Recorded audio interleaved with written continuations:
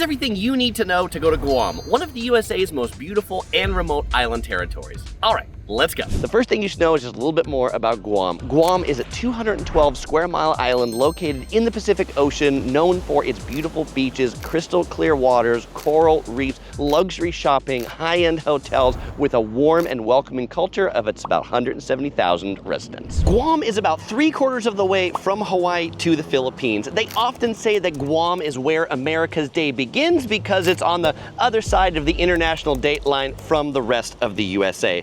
Guam was once a part of Spain, and the Spanish influence can definitely be seen on Guam through the numerous Catholic churches around the island. According to the Vatican, 80% of the population of Guam associates themselves as Catholics. Most of the visitors that come to Guam tend to be from Asia. In particular, Japan and Korea are the top 2 countries, Philippines and Taiwan coming in just after those. Yes, you'll see lots of Hawaiian influenced things because, well, Guam's a little closer than Hawaii and it's tropical, so it can remind people of Hawaii. You'll find lots of hamburgers because what's more American than hamburgers?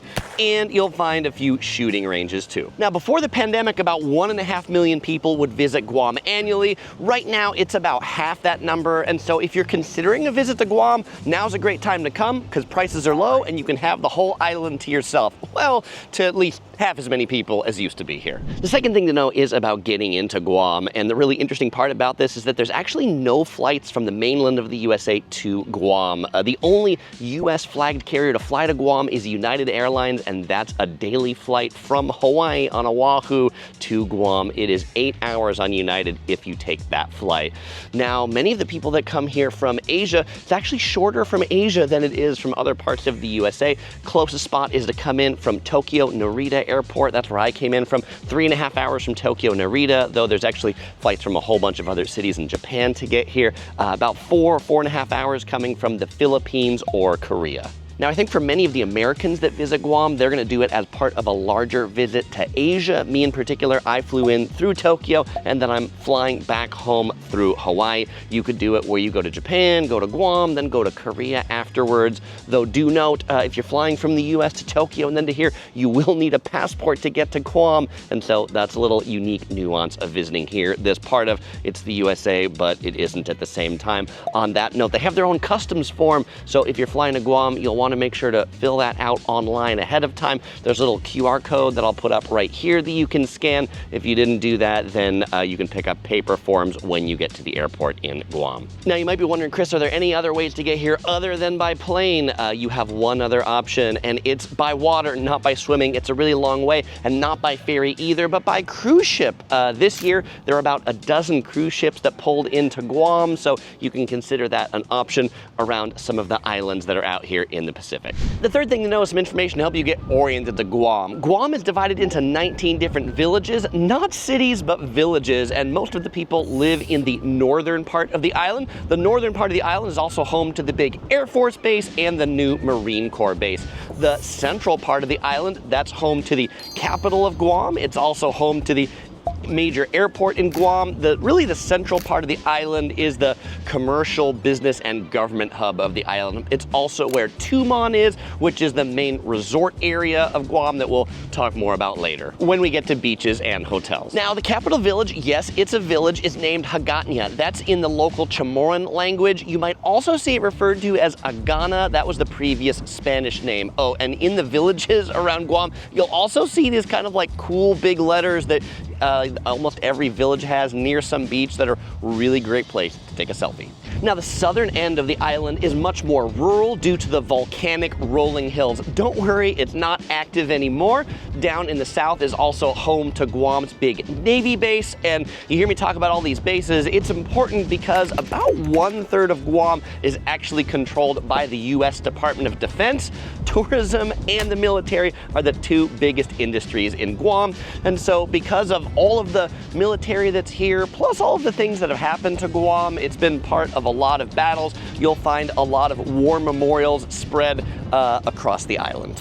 The fourth thing to know is about getting around Guam, and probably the best way to get around Guam really is to pick up a rental car. There's a lot of great rental car options at the airport. That's just gonna be your easiest place to do it. You might not need a rental car for your whole stay. You might consider just picking up a rental car for a day to do a drive around the island, because the island is really scenic and it's really small, so it only takes about 2 hours to drive around the island because it's only 30 miles long. Now, the driving is slow. The speed limit across the whole island is 35 miles per hour or less, though I don't know how well that's enforced because I saw lots of people going much faster than that. And when you're driving around Guam trying to find a parking space, not that hard because you'll find mostly free parking around this island, even at many of the resorts, which is nice. Public transportation on Guam, not that amazing. There is a bus infrastructure, but it's not that useful for tourists, at least the public ones, so there are 2 private ones that you might want to consider. There's the big red trolley that runs up and down Tumon. It's like $7 a ride, or you can get an all-day pass. Don Don Donki also offers a tourist shopping shuttle that'll bring you from the resorts here to Don Don Donki if you want to do some shopping over there. Taxis are an option, though taxis are really quite expensive in Guam. There is no Uber or Lyft, though there is a local ride-sharing service that you could give a try. It's called Good to Go Rides. Another option for getting around is organized tours. There are a lot of tour bus groups that'll take you from the big resort hotels to some of the major attractions around the island. Just inquire at your hotel's concierge desk. They'll likely pick you up, if not from your hotel, from one of the neighboring hotels here in Tumon. Walking, also a great option, but only in Tumon. The sidewalks in Tumon are wide and nice, and you know, it's kind of like a beach version of the Las Vegas Strip or something like Waikiki. You can easily walk to all the resorts and shops here. But you should also know that most of the rest of the island doesn't have any sidewalks, so don't be looking to go for walks many other places unless it's on the beach or for a hike. Oh, and if you are gonna hike, definitely make sure to put on some insect repellent. There are a lot of mosquitoes around Guam, and you know who they like to eat most? Fresh meat.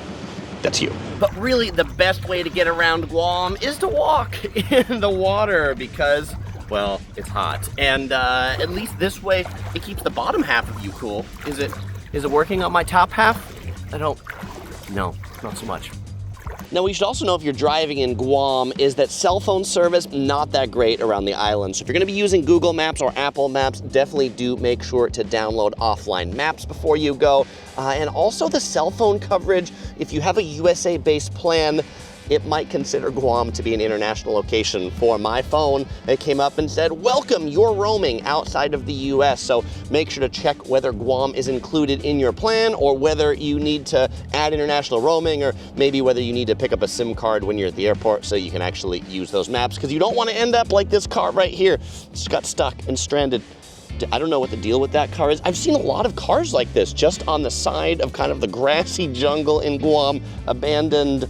I don't know, friends from Guam, what's the deal with all these abandoned cars on the side of the road? Fifth thing to know is about the weather and when to go. And the first thing you need to know about the weather is that Guam is hot and humid all year round. Sometimes people say the weather in Guam is either hot or hotter or humid and humider. The daytime highs tend to hover around the mid-80s on average, and the nighttime lows tend to hover around the mid-70s on average. It's the kind of place that then is 60 to 80% humidity on average, and I really recommend carrying a small towel from your hotel as you go around to wipe off the sweat, because if you're not used to this humidity, you are going to be dripping like a waterfall. Now, the 2 seasons that they actually do have in Guam, they have the wet season and then they have the dry season. The dry season is from December until June, and so if you don't want to get a lot of rain, come at that time, because the average rainfall in Guam is 100 inches per year.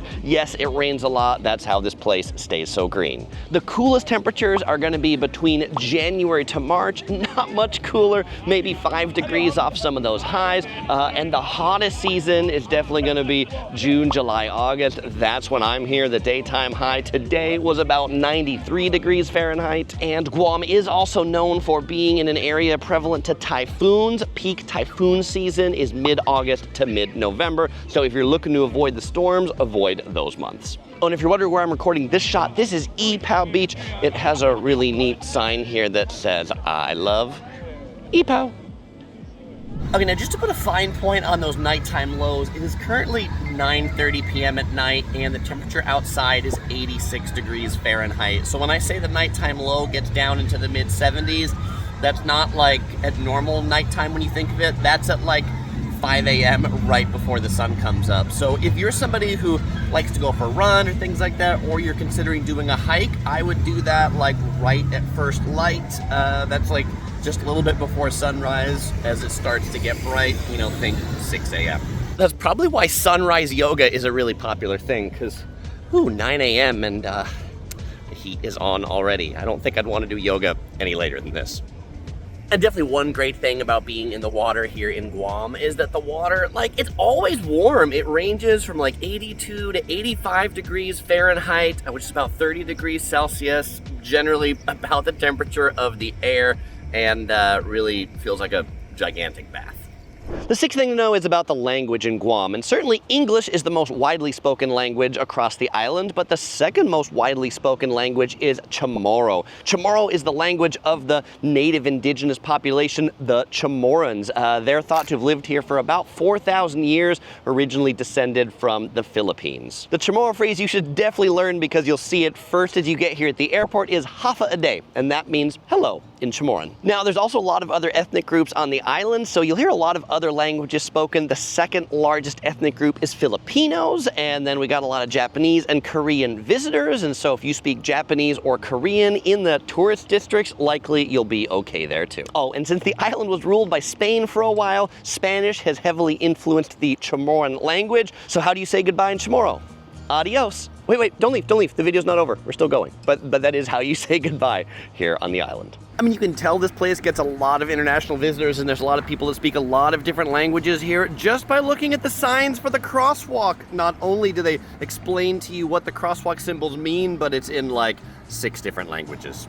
The seventh thing to know is about money, and Guam, being part of the USA, uses the good old US dollar. Now the question always is, do you need to get cash or is it digital payment friendly or card payment friendly? I use my credit card to pay for everything on this trip. I brought a few dollars, but I didn't really need them. I could even pay for credit cards for this $3 admission to Two Lovers Point that we're gonna see here in just a minute. Now, one thing you wanna be aware of related to money, sorry, I had to move because I was getting eaten alive by flies back there. We'll talk more about insects coming up in the animal section, but what you should know about money is that food, particularly groceries, can be really expensive here in Guam. Everything's got to come from really far away. So if you're going to the grocery store and you're looking to buy like milk or orange juice, you know, like a quart of milk is $10, I think is how much I paid at the supermarket. So you can have a little bit of sticker shock on items because they're imported so far.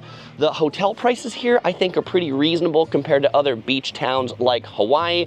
You should also be aware that if you're eating out in restaurants, many restaurants already include a service charge or tip on the bill, so take a look at that so you don't double tip them if they've already charged you for it. I do feel the one exception to everybody taking credit cards is at the small local eateries like these at the Micronesia Mall, cash only at many of these food court stalls.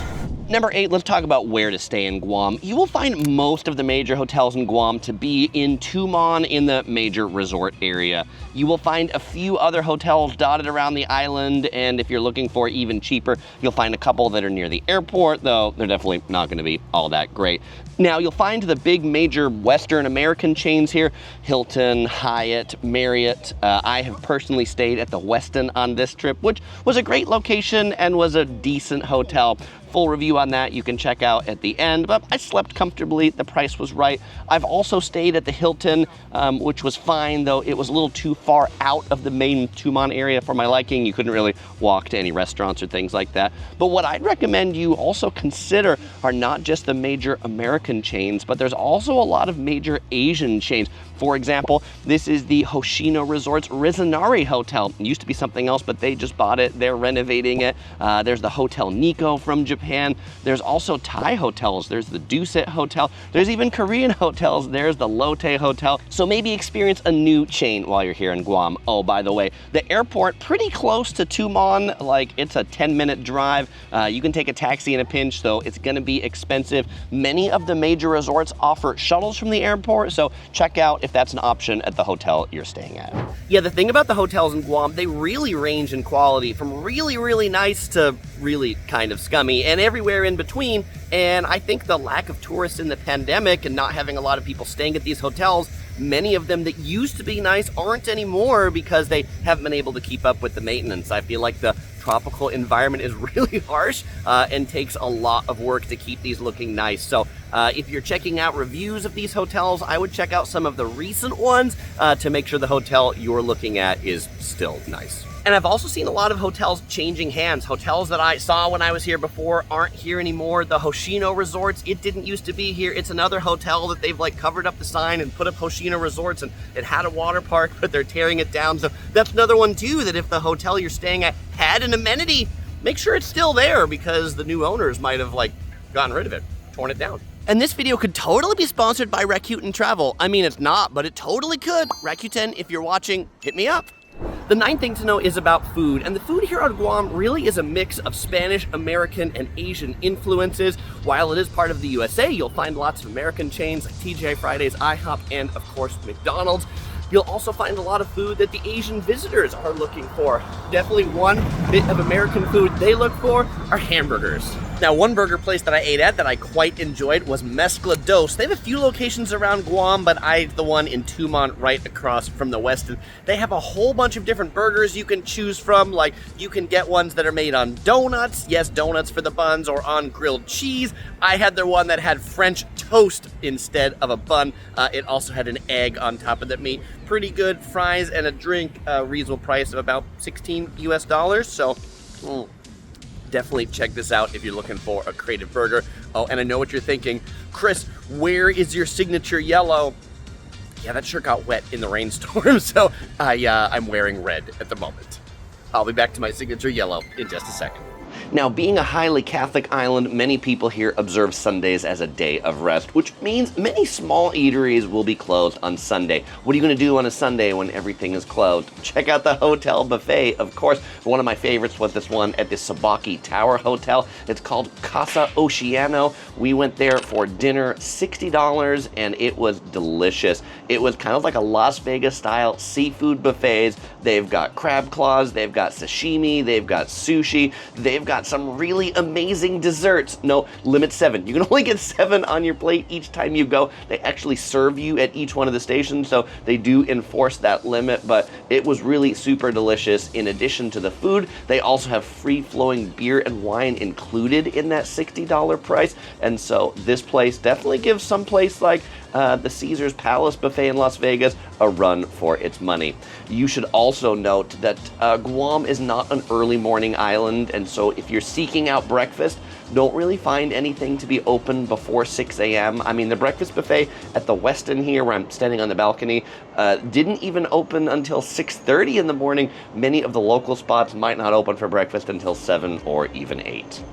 Another great place for seafood is inside Don Don Donki, the village of Donki. It is their sushi restaurant right here, Waka Sakura. This thing isn't an operating table. This is a conveyor belt. And so the way the sushi restaurant works is you have a tablet right here. It actually, it is wired, but it's wireless too. You can pick it up and you order on this tablet by looking around and picking what you want. You pick your item, you push OK, and you order it, and then the food comes up right here on this conveyor belt. The only thing that the staff brings to you is if you order a beer. This is Asahi on draft, $6, pretty reasonable price. All right, I'm excited for my food when it gets here. All right, the tablet says my meal will arrive soon. All right, that's funny. And so there's the sushi right there up on top. I got the salmon set and the tuna set. So let's pick one off the conveyor belt right there. And let's pick 2 off the conveyor belt right there. Okay, I think I've still got some seared beef coming up. All right, my food's all here. I've got the 3 different cuts of tuna, including the fatty tuna for $14.99, 3 different cuts of salmon, including salmon belly for $8.99, 3 different pieces of Wagyu beef with different seasonings on it, $11.99, the beer for $6, and I don't know, in the end, this might cost more than the all-you-can-eat buffet that I had just the other day, but let's go. Let's give this a go.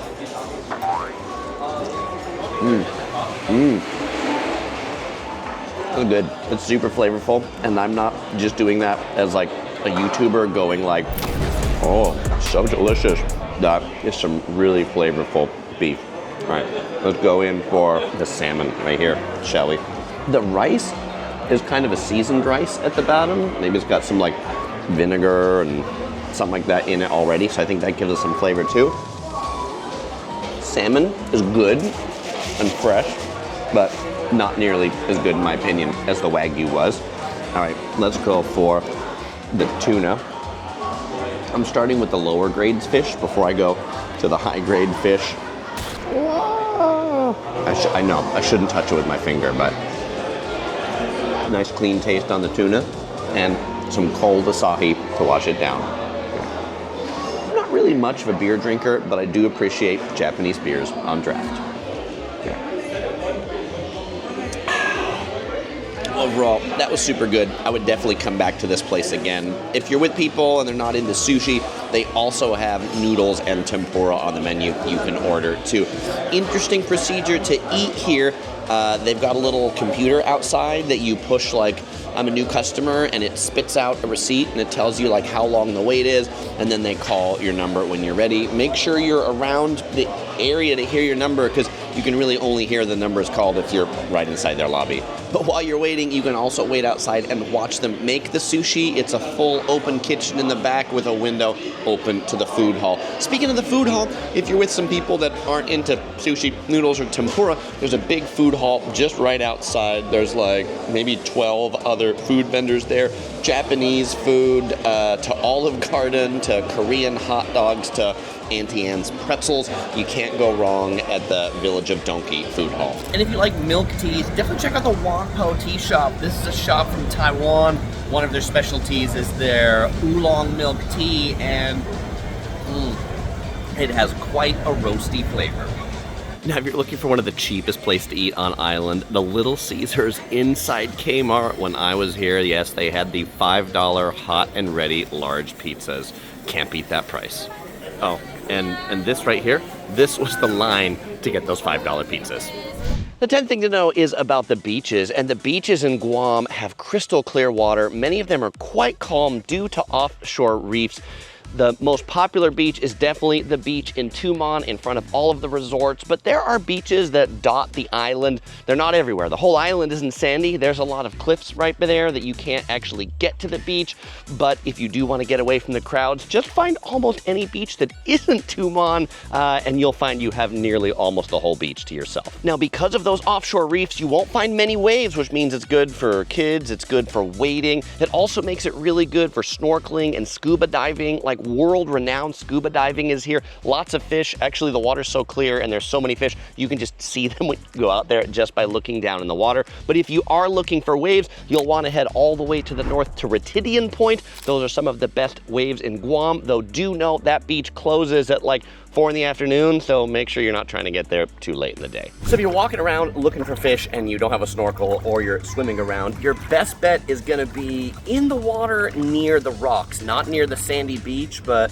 the fish kind of like to hide a little bit. So if you see a big rock like this surrounded by water, you got a pretty good chance of finding some fish there. I saw lots of schools of little fishies right hanging out by that rock. One of those unique little beaches on the south side is the Surfside Beach. This one is a black sand beach. You'll definitely want your sandals for this sand. The 11th thing to know is about shopping, and Guam, for a small island, has a lot of shopping, particularly luxury shopping. Probably the mecca for it is the big DFS store, T Galleria, in the center of Tumon. You will find tons of luxury goods right there. Just across the street in the Dusit hotels is what they call Dusit Place. It is like a mall that's like between the two hotels. You'll also find it right on the main street in Tumon. If you're looking for a store for all of your tourist needs, definitely check out the ABC stores. They have a few locations across the island. This is a chain from Hawaii. They really do have everything you need as a tourist. They've got snacks, they've got drinks, they've got souvenirs, they've got chocolates. They've also got Spam Musubi from Hawaii. Well, I don't know if the Spam Musubi comes from Hawaii, but they sell it here. Definitely don't miss a trip to Guam without a visit to the ABC stores. If you're looking for some big box kind of shopping, there are not very many big supermarkets in Guam. The biggest discount kind of store is Kmart.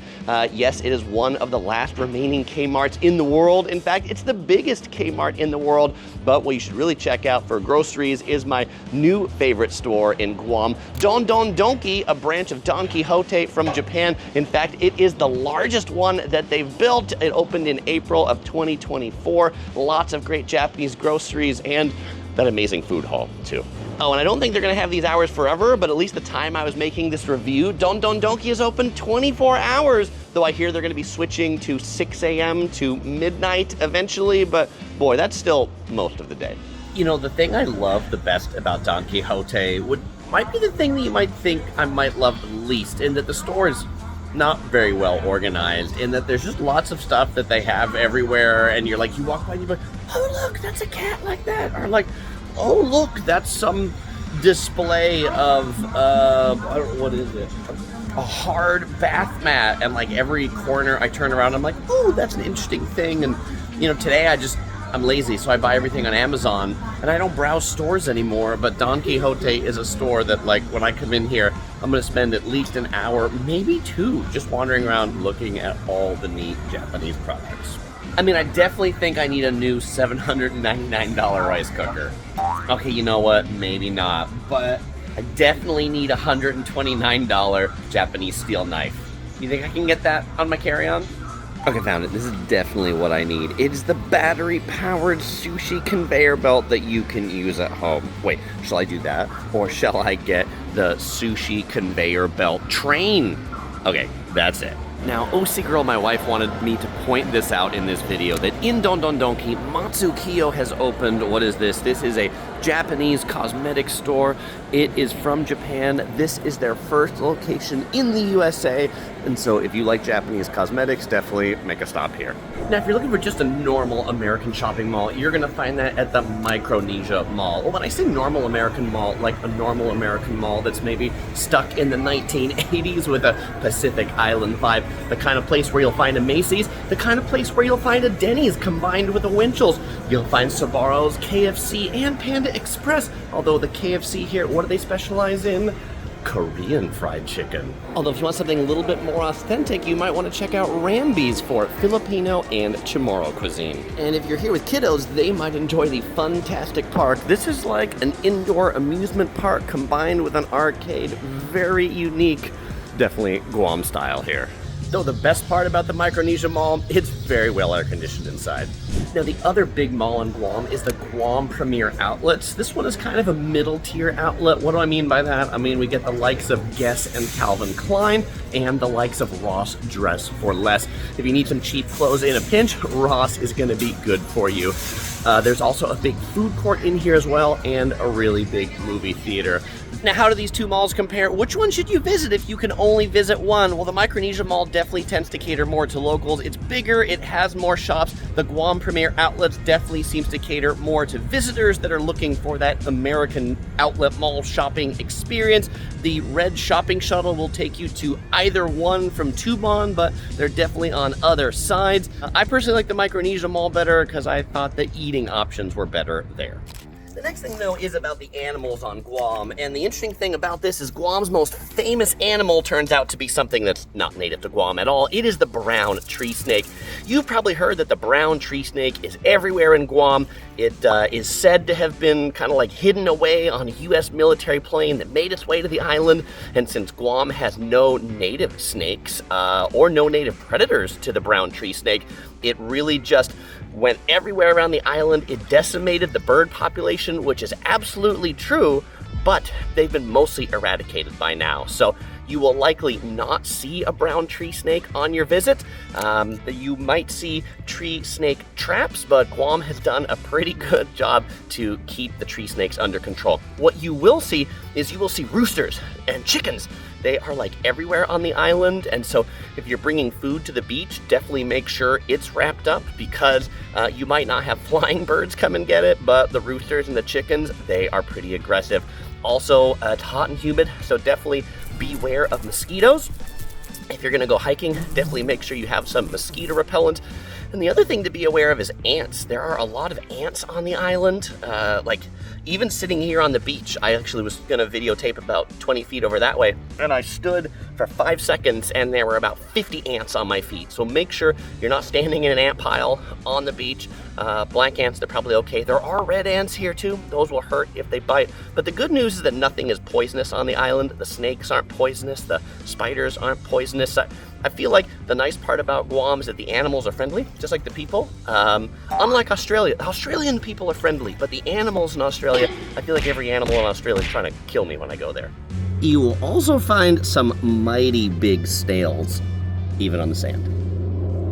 And the 13th thing to know is about some of the things to do. And the first thing you should do that we haven't already talked about already is to visit Two Lovers Point. This is about a 10-minute drive outside of Tumon, but it has one of the best views of it right back there. This view is truly amazing, though in order to see it, you do have to pay a $3 admission to get in, but I definitely think it's worth it. One, to admire the view, two, to take the quintessential selfie right here. Now, this point is named Two Lovers Point because it commemorates this memory of these two lovers that fell to their death at this really steep point. And apparently you can look down on either side and see these rock features that resemble those two lovers. As a lover's point, it's also popular to buy a little heart lock and lock it on the railings right here. And in addition to the observatory, you'll also find a gift shop here as well. If you don't have a car, taxis will bring you here in a pinch, and there's also a number of tours that leave Tumon to bring you here also. Now, to learn even more about Guam while you're here, check out the Guam Museum, also great on a rainy day. If amusement rides you're after, well, Guam's pretty small. It doesn't have a Disneyland. It does have the Taga amusement park. They've got the Viking boat ride. They got a ride that spins around, and they've got bumper cars, all priced by the ride. Admission inside is free because it's really small. Now, if you want to take a scenic drive around the island, my recommendation is to go on the south side. The north side, you'll be mostly driving around the fences of military bases, but the south side, really picturesque, rolling hills. A lot of the road runs by the sea, and it's just a cool drive. You should probably allocate about 4 hours if you're going to drive around the south side of the island, just so you got enough time to stop and see the viewpoints and the beaches along your way. You will probably want to fuel up and food up because there's not a lot of commercial activities down on the south side. And the last thing to know is I've got even more videos from Guam and beyond. If you want to see my review of the Westin Hotel right there, you can check it out right there on the screen. If you want to see my walking tour through Don Don Donki in the village of Donki, you can check that out right here. Or maybe you're headed to Japan, or you're headed to Korea. You can check out my playlist for travel guides on those two country destinations as well. Also, links in the description below. As usual, I won't say goodbye because I'll see you in the next video.